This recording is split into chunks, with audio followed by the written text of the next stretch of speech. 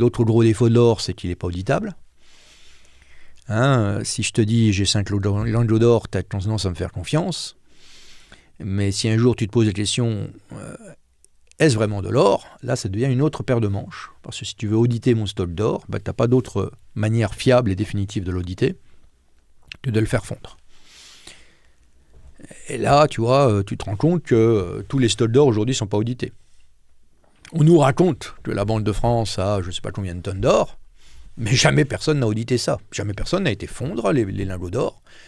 Les lingots d'or, ils ont une vieille histoire quand même, ils ont été trimballés partout, voilà, on les a comptés, manipulés, machin, mais on ne les a jamais fondus.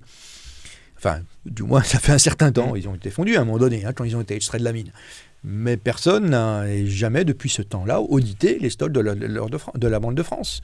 Personne n'a jamais audité les stocks de la Banque d'Angleterre, les stocks de n'importe qui. Ils n'ont pas été audités. Les stocks qu'il y a derrière l'ETF State Street d'or, personne ne l'a audité.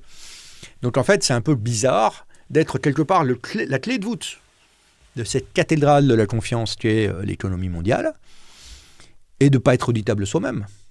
Donc ça pose un problème. Le deuxième étalon de mesure de la valeur, aujourd'hui c'est plus l'or.